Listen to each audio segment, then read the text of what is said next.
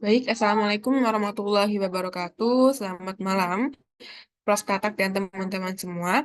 Izinkan saya, Taskia Putri dan tim saya dari kelompok 3 akan mempresentasikan terkait teori Guilford.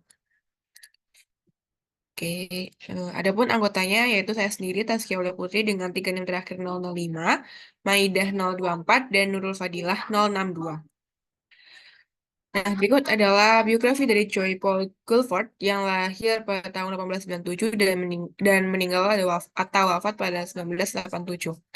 Beliau ini adalah seorang psikologi berkebangsaan Amerika yang lahir pada bulan Maret 1897, mahasiswa University of Nebraska untuk gelar bachelor degree hingga master di University of Nebraska. Kemudian mengikuti menjadi salah satu pasukan angkatan darat sementara, salah satu anggota pasukan angkatan darat, kemudian yang keempat yaitu direktur sementara klinik psikologi, kemudian beliau ini membandingkan bakatnya dengan adiknya sehingga eh, aktivitasnya ini mencetuskan teori yang saat ini dikenal dengan teori intelijensi. Kemudian meyakini bahwa kecerdasan bukanlah suatu atribut yang monolitik global, tetapi gabungan dari berbagai kemampuan. Jadi, eh, menurut teori Guilford ini secara umum itu eh, untuk kecerdasan seseorang itu nggak hanya terpaut pada satu hal, tapi ada berbagai faktor di dalamnya yang bisa mengatakan bahwa seseorang itu dikatakan cerdas. Oke. Ya, selanjutnya mengenai teori dari Guilford ini. Nah, teori Guilford ini banyak membicarakan mengenai struktur intelijensi atau kecerdasan seseorang yang banyak mengarah pada kreativitas seseorang. Nah, Guilford ini menerangkan tentang kecerdasan yang diartikan sebagai kemampuan seseorang dalam menjawab melalui situasi sekarang untuk semua peristiwa di masa lalu dan untuk mengantisipasi masa yang akan datang. Nah, dalam konteks ini, itu maka yang namanya belajar itu adalah termasuk berpikir atau berupaya untuk berpikir dengan tujuan untuk menjawab segala masalah yang dihadapi. Nah, konsepnya itu memang kompleks karena setiap masalah itu akan berbeda cara penanganannya bagi setiap orang dalam setiap keadaan. Nah, untuk itu diperlukan perilaku intelijen atau cerdas, yaitu ditandai dengan adanya sikap dan perubahan kreatif, kritis, dinamis, dan bermotivasi. Next.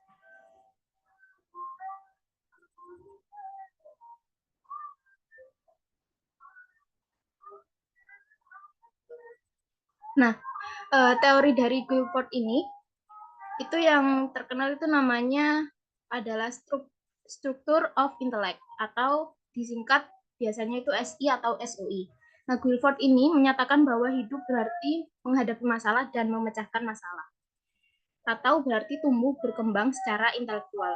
Nah, teori intelijensi ini telah dikemukakan oleh Guilford pada tahun 1959, kemudian terus direvisi dan dikembangkan sampai tahun 1988. Ia menggunakan teknik analisis faktor statistik untuk mengembangkan model berbentuk kubus yang disebut dengan SOI tadi. Nah, Guilford itu mengemukakan bahwa intelijensi itu dapat dilihat dari tiga dimensi atau kategori dasar, yaitu yang pertama operasi, yang kedua konten, yang ketiga produk. Next. Nah, ini dia model SOI teori Guilford yang berbentuk kubus. Nah, gambar itu menunjukkan tiga jenis faktor intelek dalam bentuk model kubus. Nah, secara teoritis dari model itu meliputi kategori yang berbeda-beda. Nah, model aslinya itu sebenarnya ada 120 komponen. Nah, di situ kan ada di bagian konten kan ada visual sama auditori. Nah, ketika model awalnya itu visual dan auditori itu digabung menjadi satu, menjadi konten figural. Nah, dan di bagian memori itu ya itu juga sebenarnya ada dua. Nanti memori retensi sama memori recording. Nah, oleh karena itu awalnya itu 120 karena 4 dikali 6 dikali 5. Nah, kemudian berlanjut lagi direvisi, dikembangkan dia memisahkan konten figural tadi menjadi auditory dan visual, sehingga meningkat menjadi 150 kategori, karena 5 kali 5 kali 6. Nah, kemudian yang terakhir, yang terakhir itu kan awalnya ini memori itu jadi 1 di bawah. Nah, kemudian itu dikembangkan lagi menjadi 2, jadi meningkat menjadi 180 faktor, yaitu 5 kali 6 kali 6. Jadi 5 konten, 6 operasi, kemudian 6 produk. Lanjut. Nah, kita akan bedah satu-satu mengenai 3 dimensi dasar tersebut. Yang pertama adalah operasi. Nah, dimensi ini itu merupakan aktivitas intelektual atau proses utama atau hal-hal yang dilakukan seseorang dalam mengolah informasi. Nah, dalam dimensi ini ada 6 subkategori, yaitu yang pertama kognisi. Ini mengenai pendalaman informasi. Nah, aktivitas ini meliputi mencari, menemukan, mengetahui, dan memahami informasi atau aktivitas menyimpan informasi lama dan menemukan informasi yang baru. Kemudian yang kedua ada memory recording, yaitu pengutaraan kembali atau memproduksi kembali informasi. Kemudian yang ketiga adalah memory retensi, yaitu mempertahankan informasi yang sudah diperoleh.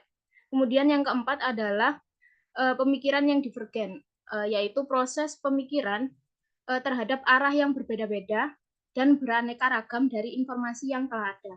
Nah, proses berpikir divergen ini merupakan proses menghasilkan sejumlah alternatif jawaban atau informasi dari ingatan untuk memenuhi sebuah kebutuhan atau untuk memecahkan suatu masalah. Kemudian yang kelima ada pemikiran yang konvergen, yaitu proses menghasilkan jawaban yang tepat dan benar dari informasi yang telah diketahui dan diingat pada satu arah. Nah, pemikiran konvergen ini bisa juga diartikan sebagai proses penggalian informasi khusus secara penuh dari ingatan. Kemudian yang terakhir ada evaluasi, yaitu proses pengambilan keputusan atas informasi yang diterima. Nah, di dalam evaluasi ini biasanya terjadi itu aktivitas untuk memutuskan yang paling baik dan cocok untuk memecahkan suatu masalah. Lanjut. Nah, yang kedua ini ada dimensi konten. Nah, structure of intellect itu terdiri dari 5 kategori utama informasi yang digunakan, yaitu kontennya maksudnya yang oleh kecerdasan manusia dalam 6 operasi yang digunakan tadi. Nah, dalam dimensi isi atau konten ini terdiri dari 5 subkategori. Yang pertama adalah visual. Ini menunjukkan objek-objek konkret yang langsung diterima atau diterima langsung oleh penglihatan. Jadi dengan kata lain, visual itu merupakan informasi yang muncul secara langsung yang diterima oleh penglihatan, seperti bagan, diagram, atau benda konkret lainnya, misal kayak melihat suatu pohon, pemandangan, gitu. Nah, kemudian yang kedua, ini mengenai auditori. Ini menunjukkan itu cara kita menerima stimulus auditori atau melalui pendengaran. Nah, auditori itu merupakan informasi yang muncul secara langsung dari stimulus yang diterima oleh sistem pendengaran atau telinga. Kemudian yang ketiga ada simbolik. Ini menunjukkan tulisan ataupun huruf ataupun bisa juga angka ataupun bentuk-bentuk notasi yang lain, jadi bentuk simbol. Kemudian yang keempat ini menunjukkan arti ide-ide verbal atau kata-kata. Biasanya ini berhubungan dengan makna atau arti, tetapi tidak melekat pada simbol-simbol kata. Kemudian yang kelima ada behavioral. Nah, ini menunjukkan kemampuan untuk menerima dan menginterpretasikan pikiran, perasaan, dan sikap orang lain. Lanjut. Nah, yang terakhir ada dimensi produk. Nah, dimensi ini menunjukkan hasil operasi tertentu yang diterapkan pada item tertentu dalam urutan tertentu. Nah, model SOI ini terdiri dari 6 produk, yaitu yang pertama ada unit, yaitu informasi yang terpisah atau item tunggal. Yang kedua ada kelas, ini merupakan kelompok-kelompok unit informasi yang ada pada karakteristik umum atau kelompok item yang sudah dikelompokkan, dan itu kelompok-kelompoknya itu memiliki sifat-sifat yang sama. Nah, yang ketiga ada relasi. Nah, relasi ini menunjukkan hubungan atau keterkaitan antar unit-unit informasi. Nah, yang keempat ada sistem yang berupa penstrukturan informasi yang kompleks. Nah, sistem ini terdiri dari berbagai unit yang saling berhubungan untuk membentuk struktur atau jalur. Yang kelima ada transformasi.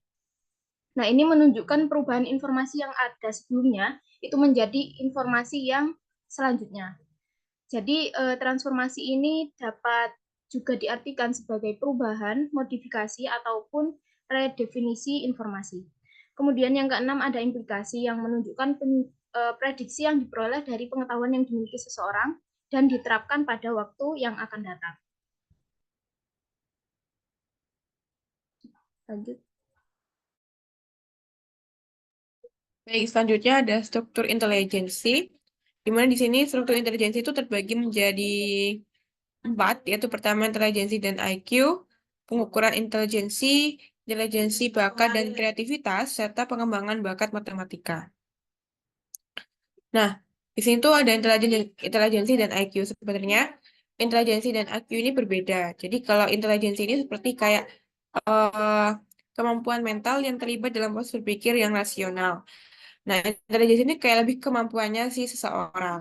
Intelijensi ini tuh nggak, sifatnya dia tuh nggak bisa diamati, tapi harus disimpulkan secara konkret terkait proses berpikir yang rasional. Nah, kalau IQ sendiri itu kayak skor intelligence question. Jadi kayak IQ ini lebih mengarah ke eh, bagaimana kecerdasan seseorang itu didapatkan. Jadi kayak lewat skor atau kecerdasan yang tes kecerdasan untuk siswa itu, untuk seseorang. Kemudian IQ ini tuh hanya memberikan gambaran terbatas tentang tingkatan kecerdasan seseorang dan tidak mencerminkan secara menyeluruh kecerdasan individu tersebut. Jadi meskipun kalau kita habis tes nilai kita itu sebenarnya rendah gitu ya, itu nggak mewakilkan keseluruhan dari kecerdasan kita gitu. Masih ada faktor-faktor lainnya yang bisa mengakibatkan nilai IQ kita itu berubah. Makanya setiap kita tes itu, misalkan tahun ini kita tes, bisa aja hasilnya berbeda dengan tahun sebelumnya, tahun berikutnya, karena banyak faktor yang terjadi ketika tes itu. Kemudian sebenarnya intelijensi seseorang itu disebabkan oleh dua hal, yaitu pertama keturunan dan lingkungan. Nah, sebenarnya penelitian tuh banyak membuktikan bahwa korelasi nilai tes IQ dari satu keluarga sekitar 0,5. Sedangkan di antara dua anak kembar nilai tes IQ-nya sangat tinggi, yaitu 0,9. Nah, dari penelitian-penelitian ini tuh didapatkan bahwa eh, korelasi intelijensi atau kecerdasan seseorang itu diturunkan bagaimana keluarganya. Jadi kayak apabila keluarganya itu memiliki nilai intelijensi yang cukup tinggi, maka kemungkinan besar anak yang lahir di keluarga itu memiliki intelijensi yang sama, yaitu memiliki nilai skor intelijensi yang tinggi. Kemudian faktor lingkungan. Nah, selain keturunan, kan kita juga bisa ya, ada yang mengatakan bahwa kecerdasan itu juga bisa terbentuk gitu ya. Kalau dari habit atau biasanya kita lakukan. Ini juga eh eh, dipengaruhi oleh lingkungan yang ada. Kayak perkembangan otak itu sangat dipengaruhi oleh gizi yang dikonsumsi dan juga rangsangan yang bersifat kognitif emosional dari lingkungan yang memiliki peranan yang amat penting. Jadi kayak seperti step-step yang kita tahu kalau kiasi itu kan ada kognitif segala macam gitu kan. Nah itu kan berpengaruh ya terhadap kecerdasan seseorang. Jadi nggak hanya dari keturunan, tapi itu juga bisa terbentuk dari kebiasaan yang ada di lingkungan serta gizi yang kita konsumsi. Nah, kemudian yang kedua ada pengukuran intelijensi. Jadi ini tuh terkait alat-alat yang digunakan untuk tes IQ. Yang pertama itu ada namanya tes Binet-Simon. Nah, ini tuh pada tahun 1904 digagasi oleh Alfred Binet dan Theodore Simon untuk mengidentifikasi siswa yang kurang pandai. Nah, tujuannya itu nanti untuk mengklasifikasikan siswa-siswa yang membutuhkan eh, apa ya perlakuan khusus dalam pembelajaran, perlakuan khusus dalam kehidupan sehari-hari. Kemudian pada tahun 1916 itu disempurnakan atau direvisi oleh Lewis Terman, di mana beliau ini menambahkan indeks numerik dengan rasio mental age dan chronological age. Jadi kalau mental age itu kayak rasio dari usia mentalnya seseorang gitu berdasarkan usia, dan juga chronological age itu dari eh, usia yang sebenarnya dia gitu. Kemudian tes ini tuh disebut Stanford Binet. Saya nggak tahu ya kenapa Stanford, padahal namanya Terman. Tapi mungkin beliau menyederhanakan menamakannya seperti itu, Stanford Binet, yang dikenal dengan tes IQ, yang sering digunakan untuk mengukur kecerdasan anak-anak di usia 13 tahun. Kemudian pada tahun 1930-an, sekitar 1930-an itu disempurnakan lagi oleh David Wexler, yang mengatakan bahwa eh, tes Stanford Binet dan tes Binet Simon ini itu masih secara umum gitu. Dia nggak mengukur, dia tidak memperhatikan hal-hal secara spesifik, sehingga di sini David Wexler membaginya menjadi dua, yaitu WISE untuk dewasa dan WIST untuk anak-anak. Nah, kemudian ini ada intelijensi dan bakat. Jadi intelijensi dan bakat itu berbeda ya, teman-teman. Jadi kalau intelijensi itu adalah suatu konsep di mana di dalam kemampuan umum individu itu terdapat kemampuan yang spesifik dalam menyesuaikan diri dengan lingkungannya, yaitu yang memungkinkan terjadinya pengetahuan, kecakapan, dan keterampilan tertentu setelah melalui latihan. Hal ini disebut dengan bakat atau aptitude yang diketahui bukan melalui tes intelijensi tapi melalui tes bakat. Nah, jadi dalam intelijensi itu terdapat yang namanya bakat atau aptitude, yaitu kecakapan atau pengetahuan atau keterampilan yang terus dilatih eh, oleh individu tersebut gitu. Nah, ini tuh ada dua perbedaan tesnya. Yang pertama itu tes bakat prestasi belajar dan tes bakat pekerjaan. Yang kita tahu ini TPA itu ternyata bukan tes intelijensi, tapi itu lebih ke tes bakat prestasi belajar. Kemudian ada juga GRE atau Graduate Record Examination, dan kalau tes pekerjaan itu ada namanya Differentiated Aptitude Test dan Graduate Occupational Interest Survey. Nah, kemudian intelijensi dan kreativitas. Nah, sebenarnya tuh banyak yang bilang kan kalau misalkan itu IQ dan kreativitas tuh sejalan, tapi sebenarnya tuh dia tuh membuat sebuah kurva yang ada titik jenuhnya gitu. Jadi dia bisa hampir membentuk kurva kayak grafik kuadrat yang melengkung ke atas gitu, teman-teman. Jadi naik ke atas terus melengkung ke bawah gitu. Jadi kayak dia tuh ada satu titik di mana dia akan turun, di mana intelijensinya tinggi tapi kreativitasnya akan turun ya. Jadi skor IQ yang rendah memang diikuti oleh tingkat kreativitas yang rendah pula. Namun semakin tinggi skor IQ tidak menjamin kreativitas yang dimiliki itu akan tinggi pula gitu. Tapi ada satu titik di mana IQ itu memiliki korelasi yang sama dengan kreativitas. Tapi setelah itu kreativitas dan skor IQ itu tidak berkorelasi lagi gitu. Nah, hal ini tuh dijelaskan oleh JP Guilford karena pertama, kreativitas itu tuh dia tuh memiliki banyak jawaban gitu. Gak hanya satu aja, tapi dia tuh masih memiliki 1.000, mungkin lebih dari 1.000 jawaban dan 1.000 bentuk gitu ya. Karena dia tuh merupakan proses berpikir yang divergen. Dia tuh masih memiliki banyak alternatif jawaban berdasarkan informasi yang diberikan. Sedangkan kalau tes intelijensi itu ya saklek, kayak mungkin hanya ada satu jawaban aja, kemudian atau satu kesimpulan yang logis berdasarkan informasi yang diberikan. Nah, hal ini tuh terjadi kenapa kok kreativitas dan intelijensi itu, di mana intelijensi itu lebih tinggi daripada kreativitas, karena pola pendidikan tradisional itu lebih menekankan pada proses berpikir yang konvergen, yaitu hanya memiliki satu jawaban, satu alternatif jawaban, atau satu kesimpulan logis daripada pembelajaran atau masalah yang memiliki berbagai alternatif jawaban. Kemudian yang keempat atau kelima ya, itu pengembangan matematika. Nah, karakteristik siswa yang berbakat dalam matematika yang pertama, abilitas dalam menyusun data, kemudian kemampuan luar biasa dalam menyusun data, ketangkasan mental, penafsiran yang orisinal, dan kemampuan luar biasa untuk mengalihkan gagasan dan menggeneralisasi. Kemudian bentuk model pembelajaran bagi siswa yang berbakat matematika, yang pertama, mendorong pertimbangan dan pemikiran mandiri, mendorong siswa untuk menggunakan berbagai metode pada masalah yang sama, mendorong siswa melakukan pengecekan dan memberikan masalah yang menantang dan luar biasa. Gitu. Jadi di sini diharapkan pengembangan bakat matematika dengan kreativitas. Jadi siswa itu didorong untuk menyelesaikan masalah yang menantang dan luar biasa untuk menimbulkan apa namanya kemampuan kreativitasnya dalam menyelesaikan masalah matematika gitu. Bakatnya dalam menyelesaikan matematika.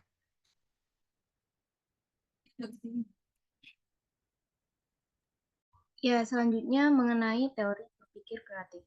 Nah, menurut Guilford, struktur intelektual yang dimiliki setiap individu itu banyak mengarah pada kreativitas. Nah, Guilford ini dalam teorinya yaitu Structure of Intellect itu mengemukakan bahwa kreativitas yang dimiliki setiap individu itu pada dasarnya berkaitan dengan proses berpikir konvergen dan divergen. Nah, seperti yang dijelaskan Taskia tadi, proses berpikir konvergen itu cara berpikir untuk memberikan satu-satunya jawaban yang benar. Sedangkan divergen adalah proses berpikir yang memberikan serangkaian alternatif jawaban yang beragam. Nah, menurut Guilford itu, kreativitas itu proses yang sifatnya bukan ke proses yang konvergen, melainkan divergen. Nah, ia meyakini bahwa standar tes intelijensi pada zaman dulu-dulu itu tidak mendukung proses berpikir yang divergen seperti yang dijelaskan oleh Taskia tadi, tapi itu fokus ke pemikiran yang konvergen saja. Lanjut.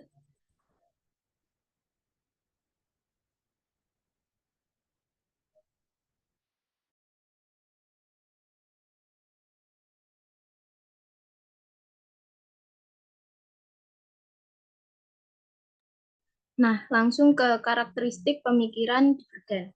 Nah, berpikir divergen ini terkait dengan kreativitas. Nah, kemampuan berpikir divergen itu merupakan indikator dari kreativitas yang ditunjukkan dari beberapa karakteristik ini. Jadi, yang pertama adalah karakteristik kelancaran, yaitu kemampuan untuk menghasilkan sejumlah besar ide-ide atau solusi masalah dalam waktu singkat. Kemudian yang kedua adalah fleksibilitas, yaitu kemampuan untuk secara bersamaan mengusulkan berbagai pendekatan untuk masalah tertentu. Kemudian yang ketiga adalah orisinalitas, yaitu kemampuan untuk memproduksi hal baru atau menemukan ide-ide asli. Kemudian yang keempat adalah elaborasi. Nah, elaborasi ini kemampuan untuk melakukan sistematisasi dan mengatur rincian ide di kepala dan membawanya keluar.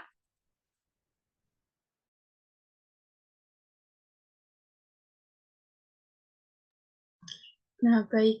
Selanjutnya yakni kelebihan teori Guilford. Sebenarnya tadi itu sudah hampir disebutkan semua, tapi ini mungkin rangkumannya saja ya. Jadi untuk kelebihan dari teori Guilford ini, yang pertama mungkin Guilford itu merupakan salah satu orang yang mendefinisikan kecerdasan itu secara luas. Maksudnya yaitu tadi bahwa kecerdasan itu tidak hanya diukur berdasarkan hasil belajar saja, tetapi mungkin proses siswa dalam menyelesaikan setiap masalah yang dihadapi itu juga diukur oleh Guilford ini. Kemudian yang kedua, kemampuan mental baru yang tidak diketahui sebelumnya ditemukan oleh penelitian Guilford. Maksud di sini kemampuan mental baru itu yaitu inteligensi itu tadi, karena di sini Guilford juga menyebutkan bahwa inteligensi itu merupakan kemampuan mental yang melibatkan proses berpikir. Kemudian yang ketiga, fokus Guilford itu untuk memahami bagaimana kecerdasan individu dapat diukur, itu menguntungkan para psikolog dan pendidik. Maksudnya adalah dengan menggunakan tes IQ tadi, itu kan jelas melibatkan para psikolog, sehingga nanti guru atau para pendidik itu bisa tahu seberapa tinggi skor siswanya. Kemudian yang keempat, teori Guilford itu memberikan ide yang luas tentang kreativitas seperti yang sudah disebutkan sebelumnya mengenai empat aspek dalam kreativitas. Dan yang kelima, teori para ilmuwan itu dapat menganalisis dan memahami sifat kreativitas berdasarkan karya Guilford. Empat aspek yang sebelumnya sudah disebutkan. Lanjut. Nah, kemudian kekurangan dari teori ini yang pertama, yakni banyak psikolog yang percaya bahwa ide Guilford itu sudah ketinggalan zaman, seperti yang sudah disebutkan Taskia tadi, bahwa sekarang tes IQ itu sudah ibaratnya tidak hanya mengukur kecerdasan siswa dari tes IQ saja, tapi ada faktor lain yang harus dipertimbangkan. Kemudian yang kedua, pandangan Guilford itu menekankan pada konfirmasi daripada diskonfirmasi. Maksud dari konfirmasi di sini adalah validasi dari kebenaran atau hanya berkutat pada benar dan salah pada solusi penyelesaian soal. Padahal seharusnya tidak hanya benar dan salah, tetapi proses penyelesaian masalah tersebut juga diukur. Yang ketiga, teori Guilford itu menggunakan tes psikometri untuk menilai kemampuan structure of intelligency dan menarik besar hipotesisnya dari hasil tes tersebut. Maksudnya adalah penggunaan tes psikometrik itu yang untuk menggunakan tes IQ. Nah, ini berhubungan dengan poin yang keempat, di mana penggolongan dalam tes IQ tersebut sebenarnya tidak menentukan kecerdasan siswa secara umum, tetapi masih banyak faktor lain yang harus diperhatikan juga. Selanjutnya, nah ini mungkin implementasinya, yakni tes psikomotorik tadi. Nah, ini contoh dari tes psikomotorik yang biasa kita temui ya. Oke, lanjut. Terus mungkin kalau untuk di pembelajaran, karena dia melatih kreativitas, sebenarnya sudah banyak sekali kegiatan, tapi di sini kebanyakan Guilford itu selalu menyatakan bahwa misalkan pada bangun ruang gitu, kita mungkin mengajarkan siswa cara untuk menemukan jaring-jaring kubus yang umum. Nah, nanti siswa untuk mengasah kreativitasnya, siswa diminta untuk menyusun sendiri jaring-jaring bangun ruang untuk bangun lainnya. Seperti itu. Baik, mungkin sekian presentasi yang bisa kami sampaikan. Berikut referensinya. Terima kasih. Mohon maaf apabila ada salah kata. Wassalamualaikum warahmatullahi wabarakatuh. Waalaikumsalam warahmatullahi wabarakatuh.